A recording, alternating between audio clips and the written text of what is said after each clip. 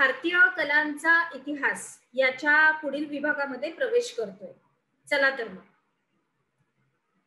ह्याच्यामध्ये आपण बघूया की शिल्पकला ही कधी खऱ्या अर्थानं तिच्या निर्मितीची सुरुवात झाली. तर मौर्य सम्राट अशोकाच्या काळामधल्या दगडी स्तंभापासून भारतामध्ये कोरीव दगडी अशा शिल्पकलेला खऱ्या अर्थानं सुरुवात झाली असं मानलं जातं. मग त्याच्यानंतर मध्य प्रदेशातल्या सांची येथील जो स्तूप केलेला आहे, स्तूप बांधलाय, तो सम्राट अशोकाच्या काळामध्ये उभारला गेला आणि त्याच्यावरील देखण्या शिल्पांची सजावट मात्र नंतरच्या काळामध्ये केली गेली असावी असं मानलं जातं.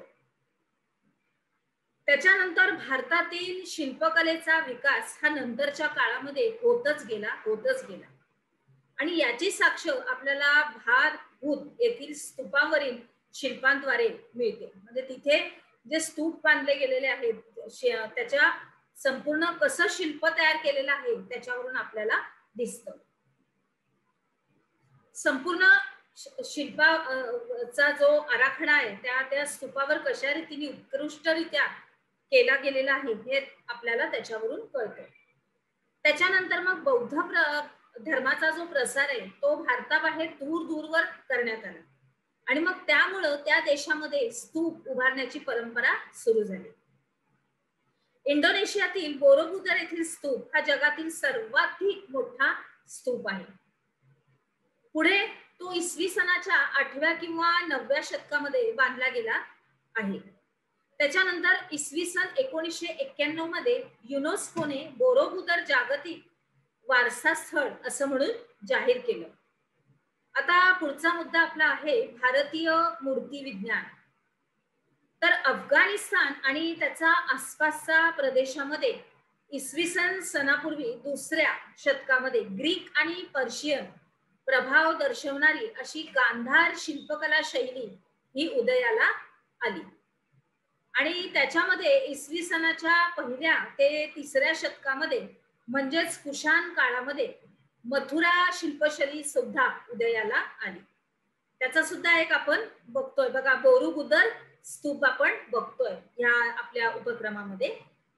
त्याच्यानंतर पुढे जाऊया की या शैलीने भारतीय मूर्ती विज्ञानाचा सुद्धा पाया घातला. बघा कशा रीतीने कलांचा विकास होत गेलाय.